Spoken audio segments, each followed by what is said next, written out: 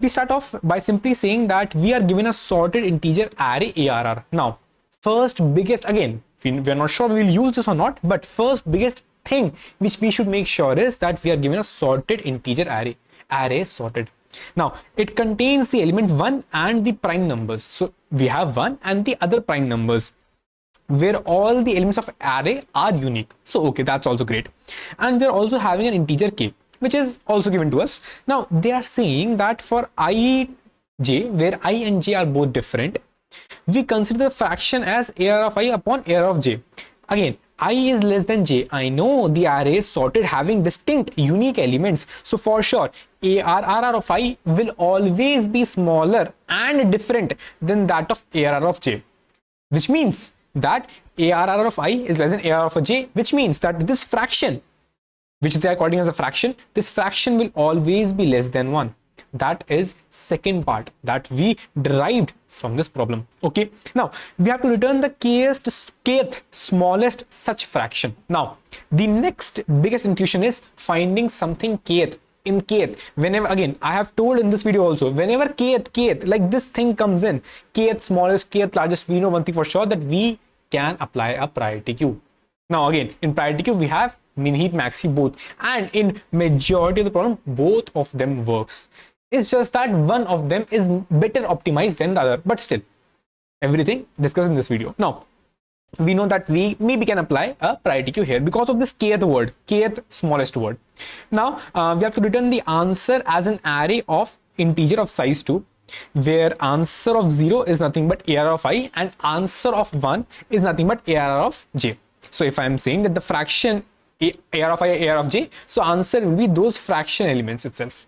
Now one very basic thing, if I just see that okay, this is my array, what all such fractions are possible at the first place? So which means that I know I have I and j pair, and for sure I is less than j. So let's try for all the fractions. Simple, brute force. So I will go and try for all the ij pairs, which means for this I, these j's are possible, which means 1 by 2, 1 by 3, 1 by 5. So okay, these are okay. Next, for this I, these two j's are possible, 2 by 3, 2 by 5. Okay, these are.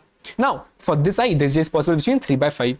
Now I have got all these elements, all these possible elements. Now you want to find the kth smallest. Simply put all of these in a vector, and again we have the fractions, right? So put in a vector of double and then sort that vector and then find the k minus 1th element in that vector, and that's going to be your answer. Again, same as what we saw here also.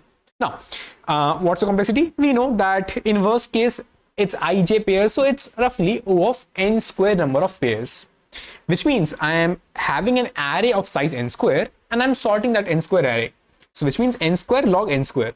Imagine you have an array of size m, so complexity of sorting of that array of size m will be m log m. Now the array of size m square is there, so it will be n square log n square. Again, space, because we are building this new array of O of n square, so space will also be O of n square. Don't confuse it with the space of sort. Sort space is log of n square for this case, but you are building a new array from your side. That's the reason the space will be O of n square. Now for sure we have seen that we have heard this word kth smallest earlier also. We know that we can maybe apply a priority queue. Now for sure how to know that things are applied and things are similar to the existing problem? Again, as we know, we can simply go through this. We can simply figure out that when we were building these pairs, ij 1 by 2, 1 by 3, 1 by 5, 1 by 2, 1 by 3, 1 by 5. Again, ij pairs 2 by 3, 2 by 5, 2 by 3, 2 by 5, ij 3 by 5. I can very easily see numerator remained constant, denominator kept on increasing, as you can see 2, 3 and 5. And for a fraction, when the numerator is constant and denominator is increasing, we can easily see that the values will be decreasing, which means I can say that from the end I can say that these all guys are increasing. Same way for this also, these all are also increasing from right to left, again increasing from right to left. Now if I just imagine all these, again these are all the numbers which we have found out after getting ij pairs. If I just try to plot all of them in a matrix, why I am plotting in the matrix? I'm just trying to visualize it. So again, if I just plot them into matrix, I see that as I go on right to left, it is increasing. As I go from top to down, it is increasing. But Aryan, how? Okay, right to left you showed us, but how top to down? Because if you remembered, top to down, which means okay, 5 will there, 5 will be there, 5 will be there. These 1 increase to 2, increase to 3. How they're increasing? Because 1, then 2, then 3. They're increasing because this is sorted. This is sorted. So 1, 2, 3. 1, 2, and 3.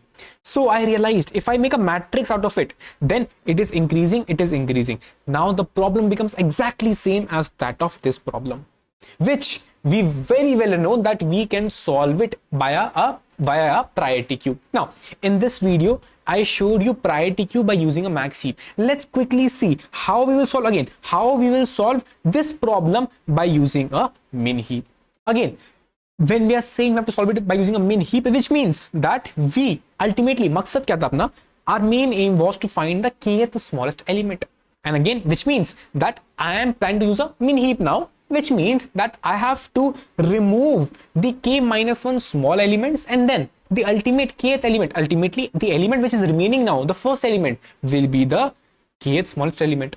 So again, we know that we have to remove k-1 small elements, and then ultimately the element which will be remaining will be my kth smallest element, because all the k-1 small elements are already removed. So again, this example we have taken for this problem, kth smallest element in the sorted matrix.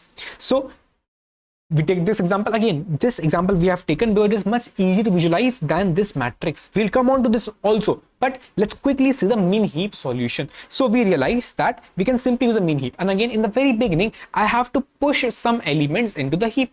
I will push for sure, all the minimum elements in the heap. I know that for a matrix which is sorted like this and sorted like this, right? These are all the minimum elements, and because I know that this will be sorted, this will be sorted, and this will be sorted. So I will just push in all these first elements, 1, 5, 6. Let's say I push in 1, 5, 6 in my min heap. Now my task is to remove k-1 small elements. But for sure, you know one thing for sure, that as you remove some element, your size of heap will reduce, but you want to keep that size intact as k, as much as you can.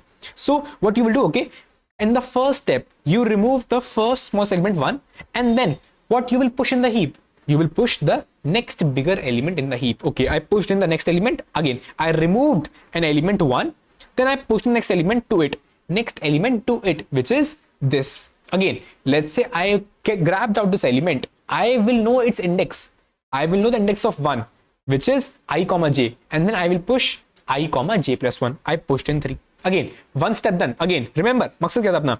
We had to remove, okay, we have to find the fourth smallest. In this matrix, we have to find the fourth smallest element, in which I know that I will remove 3 small elements for sure. Ultimately, the smallest element which will be remaining will be my fourth smallest element. So, okay, 1 element removed, 2 more remaining. Again, out of this 3, remove the smallest element. 3 is removed. So for sure, next element I'll push in 7. Okay, 2 elements removed. Now again, out of these 3, remove 5, smallest element. So, and then push its next element, 10. Okay, now 3 elements removed. Ultimately, we have now removed 3 elements. So in this remaining heap, whatsoever is remaining, whatsoever is the minimum element, will be my kth smallest minimum element, or kth smallest element. So this is the minimum element in the remaining data structure. Thus, this is my answer. This is my kth smallest element. So as simple as that, we know one thing for sure, that we will remove k-1 small elements. Ultimately, the remaining smaller one will be my answer. So we know one thing, that earlier we were doing something again. We were doing like this, that we have to make, firstly get a NNM, and then make a min heap. How to make a min heap? We know, make a min heap, min heap, vector of int, vector of int. Again, this I have taken vector of int, saying I will push in the element value, its corresponding row value, its corresponding column value. That's the reason I have taken for one specific element, I have this as an address, okay, element, row and column. Now, when this portion is done, I know that I will push in all the first column elements. Again, make sure that you don't exceed either n, which means either the number of rows you have or the k value. If you want just let's say 2, but you have let's say 8 rows, why to go on to remaining rows? If you want 8, if you want k as 2, which means you want the kth smallest element, so for sure try for that. That's it. Because you know it is increasing, right? Okay, now then when this portion is done, which means you have tried for the first, all these you have pushed in your priority queue.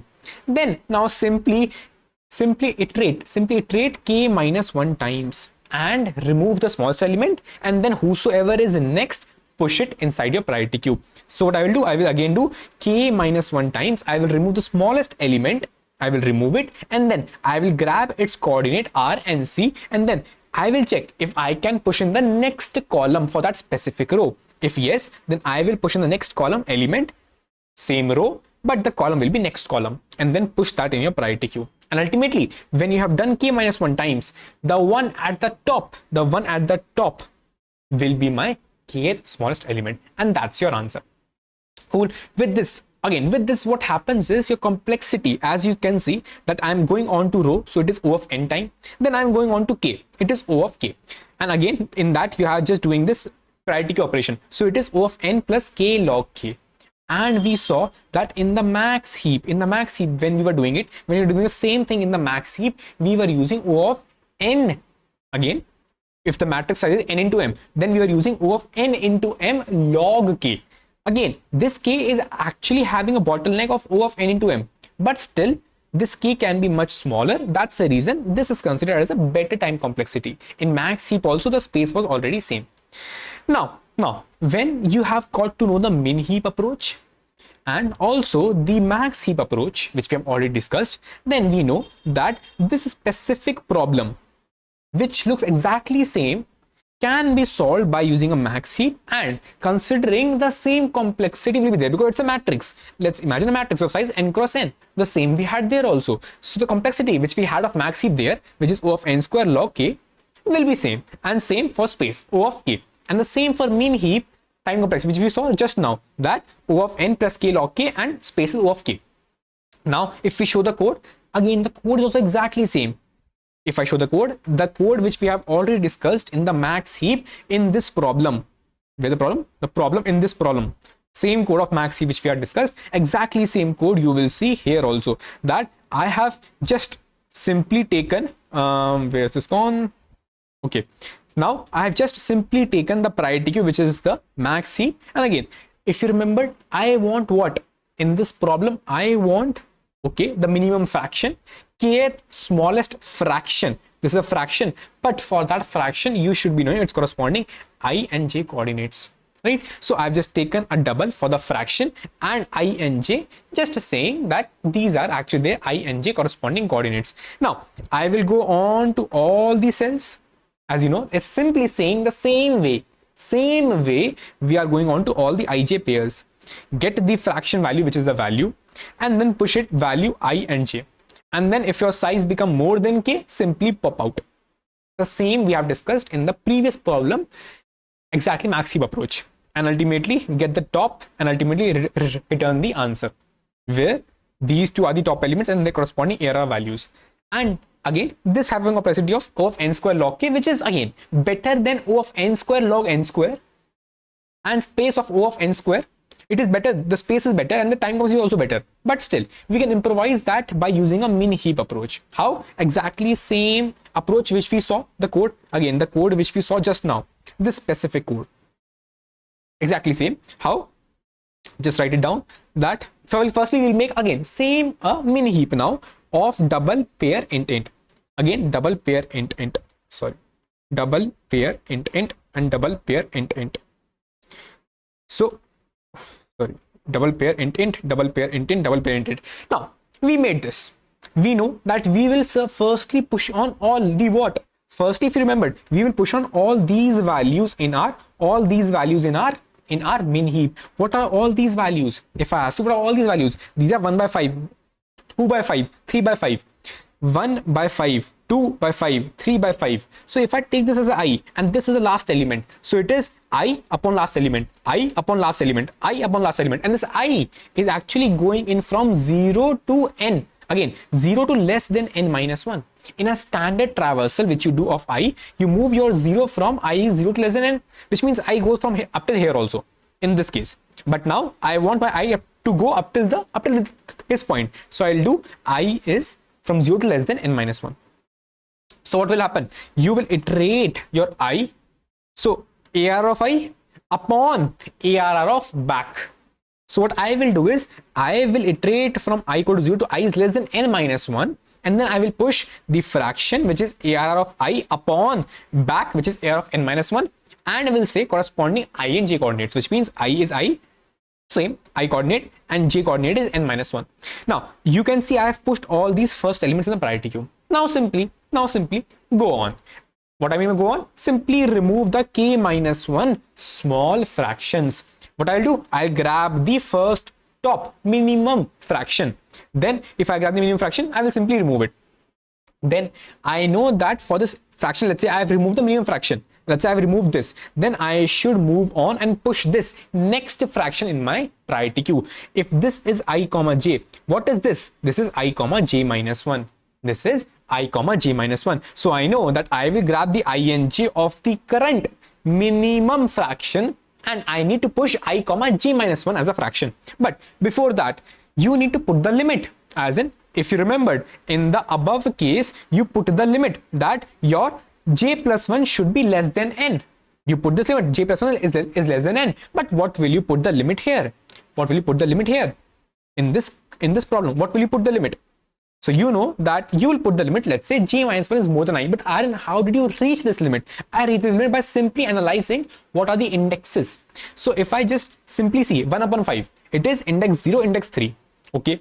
1 upon 3, it is in the index 0, index 2. 1 upon 2, it is index 0, index 1. Okay. 2 upon 5, index 1, index 3. 2 upon 3, index 1, index 2.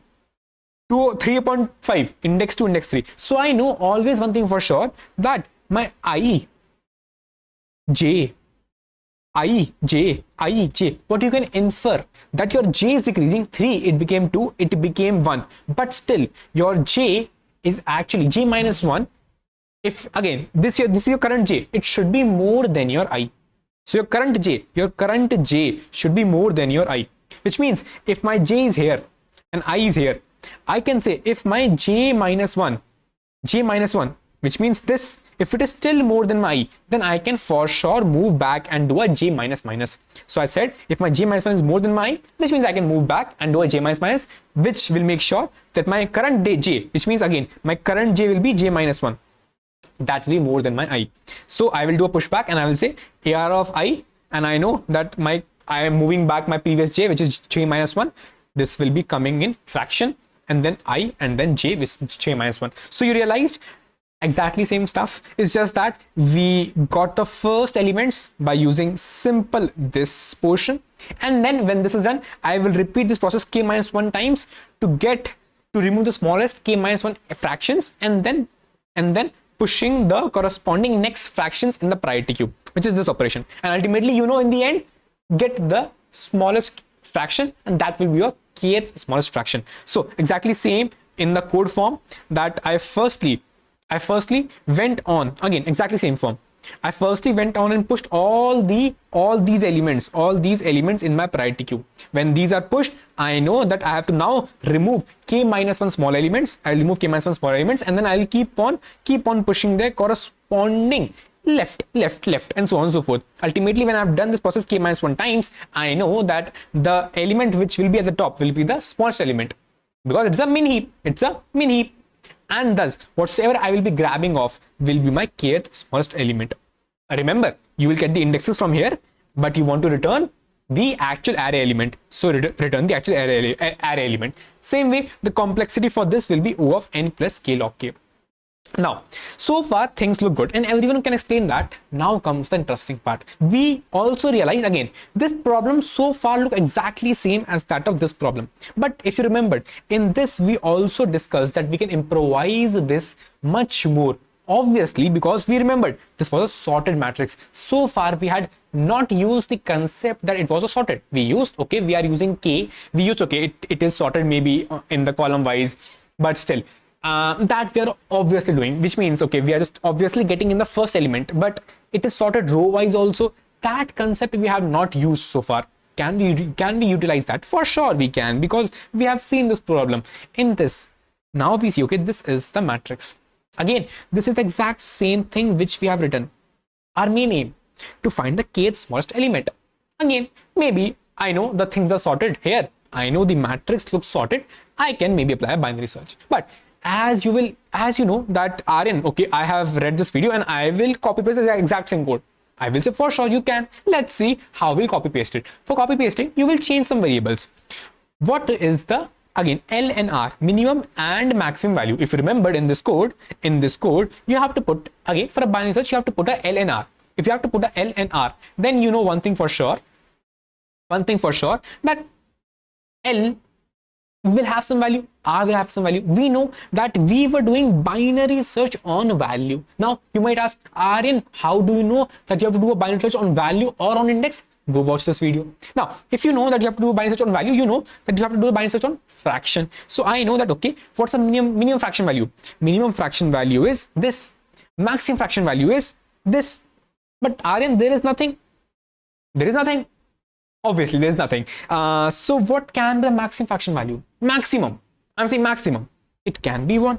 Although it will never be 1 equal to 1. But yeah, it can max 0.999. This can be the max fraction value, because we know numerator is lesser than denominator and they're never equal. So it will never go beyond 1. Thus, we can say minimum. We know these are number 1 and numbers are prime. So we know all the numbers are positive. So minimum fraction value is 0. Maximum fraction value is 1. So we know one thing for sure, that we can copy paste the exact same code. If you remembered, this was the code we wrote in for this problem, kth smallest element in the matrix, sorted matrix. And this is the current problem. We'll just copy paste the exact same stuff. We will say, okay, R and N will remain same. Again, answer of I, answer of J is just that, is just because of here in this problem, you have to just return the value. In this problem, you have to first go and find the index of that specific thing, which means I and J, if you remember, because if you have to go and find the I and J and correspond to those I and J, you have to get a value. So this is a fraction value. But this fraction value is made up of two things, I and J, ARR of I and ARR of J, and I have to return that ARR of I, ARR of J. I don't have to return this fraction value. I have to return the corresponding ARR of I, ARR of J. That's the reason I have taken a answer of I, answer of J. These are the indexes which will give me corresponding that fraction. Now again, exact same code, while L is less than equal to R. I'll get the mid. Again, you can choose mid as anything, L plus R minus L by 2 or L plus R by 2, totally up to you. Then I will get the count of smaller or equal element than that specific mid. Count of smaller element than that specific mid. Again, this count is a vector. What vector says? Vector says first variable is the count, actual count, next is their index, next is their J index. Because I remembered, I need to get a I and J also. Count is the count of number of elements smaller than equal to my mid. Now, okay, this portion is done. Then Aryan, you are comparing count with K. If count is more than equal to K, then ultimately Aryan, you are, again, explanation of everything with proper try on every Y part is covered in that video. Cool. Now, you know that count is more than equal to K, then you can simply assign the answer of I by, again, count of 1 will be I, count of 2 will be J, and then ultimately you have to do a R equal to mid minus 1, but this is a double, double.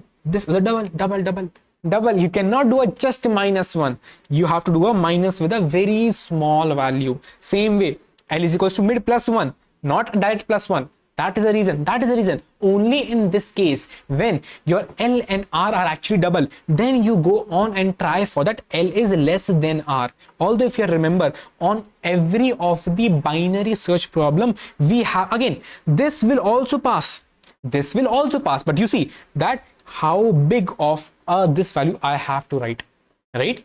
That's the reason. That is the reason, because we are going on very granular, Although you can write this totally, it's okay, it's totally fine. This will work. This will pass. But still, it's a better practice that whenever you have a double, which means you have to do a binary search on a double value. So please don't keep a precision error, because you can see precision error can come in, which means if a person writing a minus 0.000001, their test case can fail. So you have to write a very big precision. The same you can even remove it by removing directly the precision itself, which means I will say that for sure I will keep my R is equals to mid and L is equals to mid. Entirely everything is gone. I said okay, plus 0, plus 0. I just added a 0. That's it. What will happen if you will not change your while condition? Then when L and R will become equal, they will go into infinite loop. So you have to make sure that L should be less than R. This is the only change. And again, everything remains exactly same. That if your count is equal to K, just get the answer and break. But Aryan, why you are breaking and all that stuff? No worries, we will see. But this is a template which we can see. We can write for binary search, considering we have seen this problem. And again, as we have got the answer of I, answer of J, we can simply return the corresponding array values. Sorted. Now comes the most interesting part, how we will count the number of elements smaller or equal to this specific mid. Again, this is a ratio. This is a fraction. Now let's come on to this part, that how we will count this. Earlier, if you remembered in the previous problem, we saw that we were counting by using a binary search. But we are doing a binary search because we knew we had a matrix. And we were doing a binary search on every row to get the proper count. But in this is a matrix which I made hypothetically. I cannot in my life make this actual matrix. Why I cannot make this? Because I know if I will start making this, I will get a proper O of n into n space and time also. And that I don't want. I want somehow the funda of how this matrix is made and how I'm computing the number of elements smaller or equal to that specific ratio which is made. I want to count this as fast as possible and making sure I'm counting in either in O of n log n time or maybe lesser than that. I cannot go beyond that. Right? Okay. Now, okay, if I just visualize this, what is this saying? It is saying your I is here, your J is here. 1 by 2, 1 by 3, 1 by 5. J. Which means again, I here, J here, 2 by 3, 2 by 5. Okay. Then I here, J here, 3 by 5. What is this saying? Again, in the very beginning, if I put my I and J here and here, what they will say? They will just simply say the ratio is 1 by 2. Now, you remembered I have to search for the specific mid and I have to find the count of elements smaller than or equal to that specific mid. Now, if the mid is for sure more than I and J, if this mid is more than I and J, then there is no point in going to rest of the J's. Why? Because I know 1 by 2. 1 by 2 is more than 1 by 3. It is more than 1 by 5. So if mid is more than 1 by 2, then it will be more than all the other elements also. Right? So I will just keep my I and J here.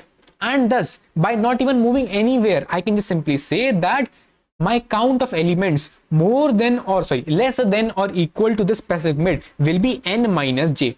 Again, 0, 1, 2, 3, n is 4. So number of elements less than equal to the specific mid will be number of fractions less than equal to the specific mid will be 3, which is n minus j. 4 minus 1. Same way, if my mid is more than 2 by 3, we know that it will also be more than 2 by 5.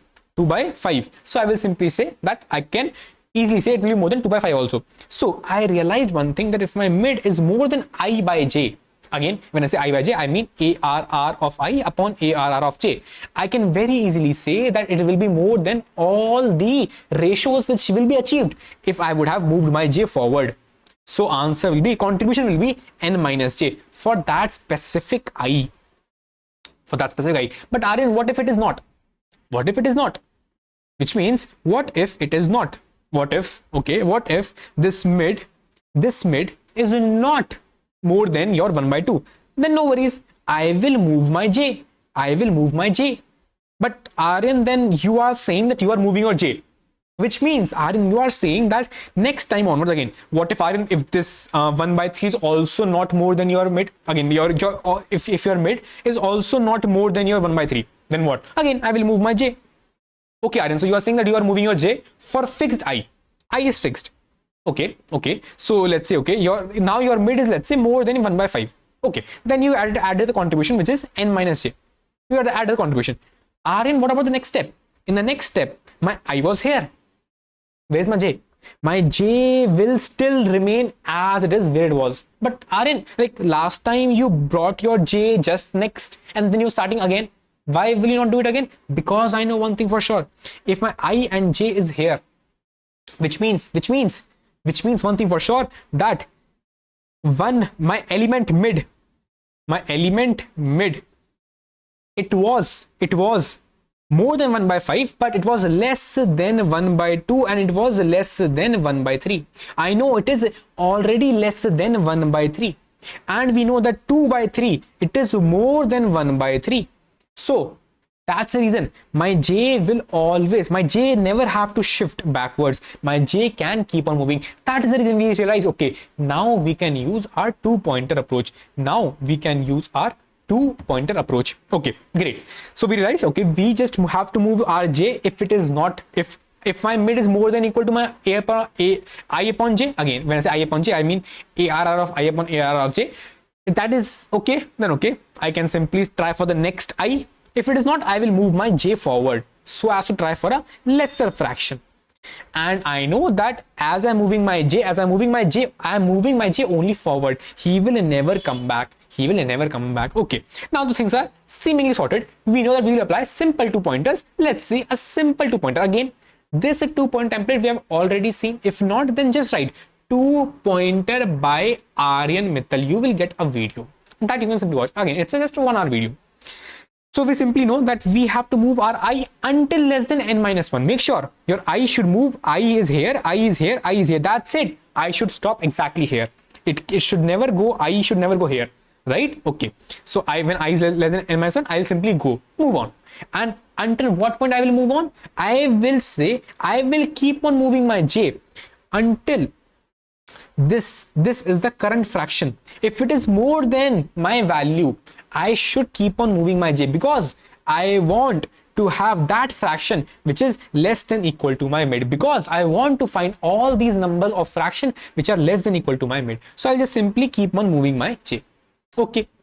Now as this j will get out of this loop, this will say that I have okay, j is pointing to that specific index, which will say that all the elements post j, if I take a fraction with I, that will give me a ratio which is less than or equal to my mid, and mid is the value which I have passed. Again, if you had remembered, I pass in the value. If you remember, I pass in the value in my this function. Again, this is a code for the previous problem, but then we realized we cannot use a by and search here. Now coming on back, we can use a priority queue, two-pointer here instead. Now, okay, we have added the contribution, which is the count. No worries, I will try run the exact same stuff. Now we know, again, this before try running, we should actually build, because in a problem we have to relate and then solve it. Understanding, I will try run later on, but still realize how things are built up. This is a very hard problem to try run by yourself, because firstly it's a binary search, second it is on a double. Firstly, you have to find out such a pattern, such a problem on which you can do a binary search on a double value easily. That's the reason dry run is not actually feasible for all the problems. For you, I am saying I have figured out a best possible case that will give a proper answer or a proper explanation of the dry run, but still for you it will not be there. So try understanding without the dry runs also. Cool. Now we know one thing for sure, that our j as it is going up till this loop, so our j can become equal to n. Now, although this code would not have been required, like it would not have been required that I'm breaking when my j is becoming n. Why it is not required? Because we have already seen that our I can automatically handle this, because I will keep on increasing my I at every step, and then ultimately I will get out. Ultimately my j can stick to n. But this breaking out is required because you can see I am finding the current ratio, and then I am checking again this portion. You will see I am finding the current ratio. As you can see, I got a ing. Okay, this simply says that this is the current I and current j. Everything posted are actually okay, will be a fractions lesser than equal to this AR of I, AR of j, right? So Aryan, why are you doing this? If you remembered, Aryan, you just needed the count. Okay, count you have got. Okay, you also need to get the ing, the corresponding ing. Yeah, for that reason only I am grabbing this ing. Now, before even populating this ing, I am actually checking if the current ratio of ing, if it is more than the maximum ratio. If yes, then I am updating the maximum ratio. But then I will say, Aryan, why you are even doing this? You don't even require this. You don't require this. You don't require this. You don't require this. You only require your ing. Simply receive your ing. Simply get your count. Simply update your, again, you have done this entire 2 pointers. If I just move this, so you have done the entire 2 pointers. Simply return your count ing. That's it. That's it. The earlier, as you remembered earlier, I was returning only count. Now you should return count ing. Aryan, why you did all this stuff? Why was this all required, which you have written here? This is required after you see very closely what is happening. So one thing we realize that we will need answer of I, answer of j to get to know the answer, actual answer, because actual answer demands that it should be ARR of answer of I upon ARR of answer of j. This is the demand of the problem, that I have to return this and this as 2 elements of the vector. So for this I need to have a I and j, which is the answer of I and answer of j. And I will get this only and only when I will update this only and only when my count which has returned this count, it has become equal to my k. I will update this only and only when. And if you go back to actual code, you will realize that I have got the count. This count will be a count I and j. Count, I will check if the count of 0, which is this count, if it is exactly equal to k, then I will get my answer of I, answer of j, which is I and j. And then ultimately I will get answer of AR of I and ARR of j. That's the answer. Now, Aryan, everything seems awesome, but just tell me one thing. Why did you take this ratio and maximum thing? Why? Like, why? Very basic stuff. Let's see with an example. Let's say I have this array. I have to find 6th smallest element. Firstly, I made the exact same matrix, right? 1 by 13, 1 by 17, 1 by 59. You can see. Then 13 by 17, 13 by 59. You can see. Then 17 by 59. You can see. Now you know that, okay, this is sorted, and this is sorted. And we also know that this is also sorted. Now, find the 6th smallest element. By your simple naked eye, you can see the answer is 13 by 17. I have written their corresponding decimal values also here down below. You can easily see the answer is 0.76, which is the highest value. And I know I only have 6 elements here. So this will be the 6th smallest value, right? Okay. But if you go by this approach, and I'm right now dry running this approach, and if you will not put this, then see what will happen. So, okay, in the very beginning, my L is 0, my R is 1. I will find a mid is 0.5. Now I have to go and find the count of values which is less than or equal to 0.5 in this matrix. How I will do it? Simply by 2 pointers. In the very beginning, my I is here and my j will be pointing at 1. I in the very beginning is 0 and j will pointing at 1 in the very beginning. Make sure that part. Now, if that is the case, I will know, I'll get the ratio of this. Ratio again, 1 by 13. Ratio is 1 by 13. If you go and check, 1 by 13 was a 0.077. That ratio is less than my 0.5, which means all the elements will also be less than 0.5. So I can easily add the contribution, which is 3. I know there will be 3 elements which will be less than 0.5. Again, how this comparison is done? This comparison is done by simply saying find this ratio ARR of I upon ARR of j. If it is more, then keep on increasing your j. But we know it is less. I will not increase my j, and my j will remain exactly as it is, where it was. Cool, great. Again, this decimal conversion you can either do like this, or you can do it ARR of I greater than value multiplied by ARR of j. Simple, cross multiplication you can also do. In code, I will show you like this only. Now, coming on back to our dry run, we realized that my j remained here itself, but still I will move next. J is still there only.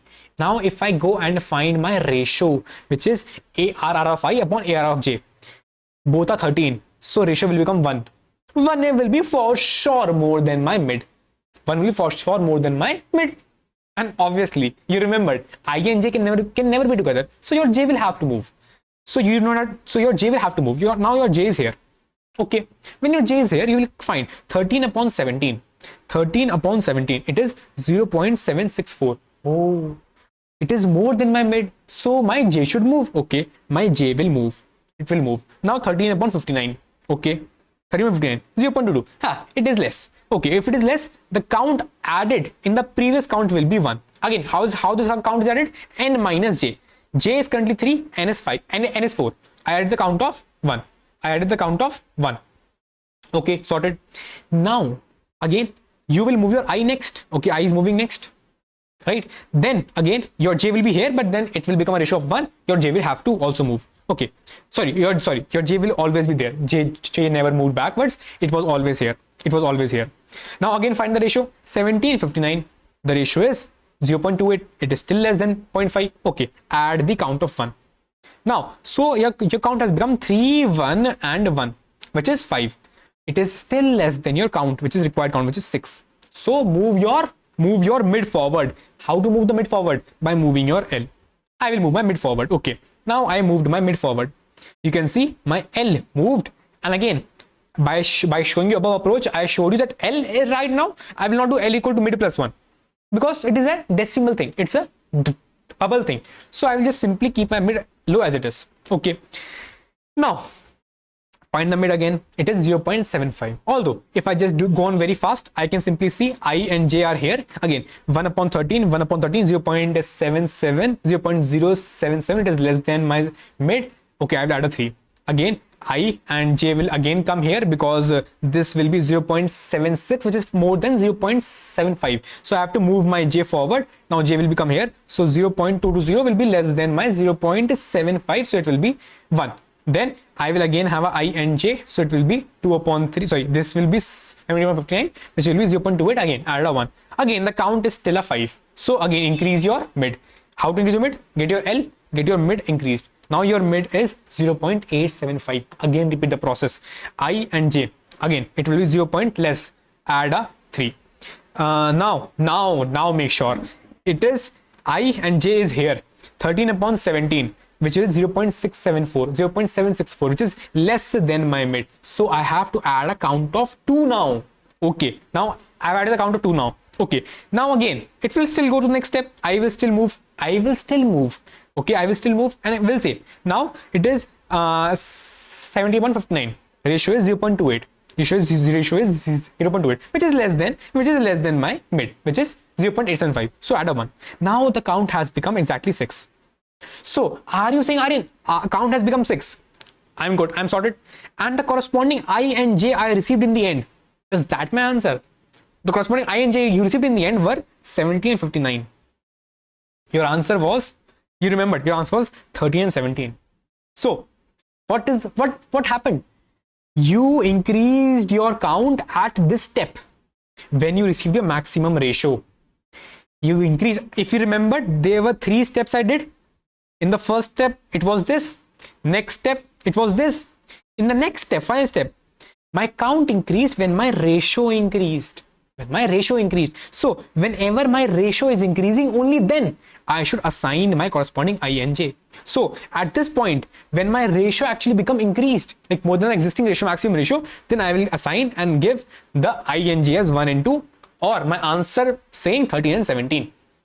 So you realize you need the current ratio. If the current ratio exceeds the maximum ratio, then only I will update my I and j. Answer of I and answer of j. That is the reason this portion of code is required with the dry run I showed you. Now, coming on back to the final code, exactly same. Firstly, we get the L and R, right? When the L and R is sorted, then I will simply go and find this value. While L is less than R, you remembered why it is required? Because we are handling the double values, right? Else we will have to go to a very precision level. if we will do a L is less than equal to R, which we had been following so far. Cool. Now, again, find the mid, find the count code exactly same as I showed you above, although I will show you above also right now. But then if my count is equal to K, then simply get the corresponding I and J. They will be correct I and J, because you have right now got the correct indexes in the inside in the array. Earlier, if you remember in the previous problem, here I was saying that I was trying for a mid value. That mid value can be anything, but this mid value can be anything. That's true. It was never giving me a correct mid value. But again, I am trying for again in this question also, I am trying for any mid value. My mid value can be again anything, but this code will make sure to give me the correct indexes.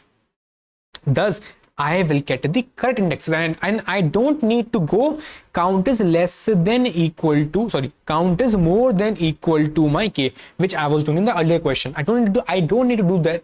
I don't need to do this here itself, because I will get the correct indexes from my this count function. Right? Okay. And ultimately, I can just simply break as I've got the answer. And if not, then simply if the count is more, then simply reduce your mid. If your count is less, then increase your mid. And when I say reduce mid, I'm making my R to mid, and I'm saying increase my mid, I'm making my L to mid. Because with this, next time the mid will be, sorry, next time the mid will be increased correspondingly if the L increases or R decreases. Cool.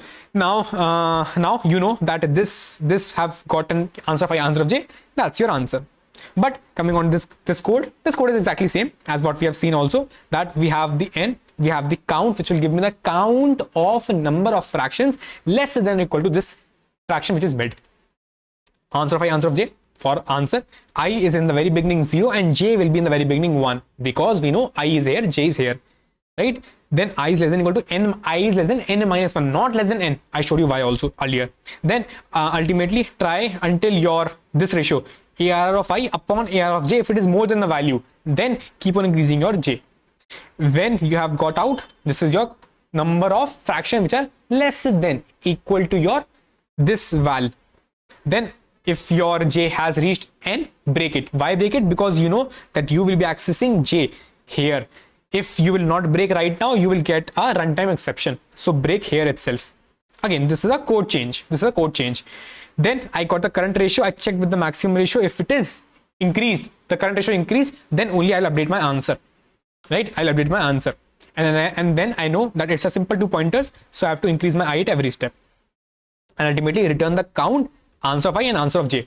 If the count is equal to K, only then update your answer and then return the answer. And that's how, because of the binary search, right now you are doing a binary search, and then binary search you are doing on this range LR, right? LR. Although it's a range, binary search on the range which you are doing. So technically you can say the binary search on this array you are doing, which is from 0 to 1, or you can say this is a range, binary search of 1 you can say, but this is in the double values. So although it is hard to give a fixed number to it, but we can say roughly, as my R is becoming mid and my mid is actually dependent upon how I am going about on my LNR, and that is dependent upon how my count gave me result, which is dependent upon the array. So roughly we can assign it and say it will be O of n square, or maybe more than n, less than n square, something on that sort, on that lines. And then for binary search, this is a complexity. For every portion, which means every count portion, we realize that we are simply using a 2-point technique. I and J is moving, which is simply a O of n. Thus, complexity, best case complexity is O of n log n square, you can say roughly. And then ultimately my space, nothing produced, space is O of 1. And that is the most optimal approach. Now, no one on YouTube will teach this. So if you have liked this, then please, it will be very helpful if you can share it with your friends, and please like the video. That will be very, very helpful. Again, if you want to learn more these problems and as fast as possible without waiting for others to come, then you can just subscribe and click the bell icon so that you can just be notified. And not saying you should do a sub right now. If you like the videos consistently, then we'll do a sub. But right now, if you like this video, then please like and share. That will be great. Bye-bye.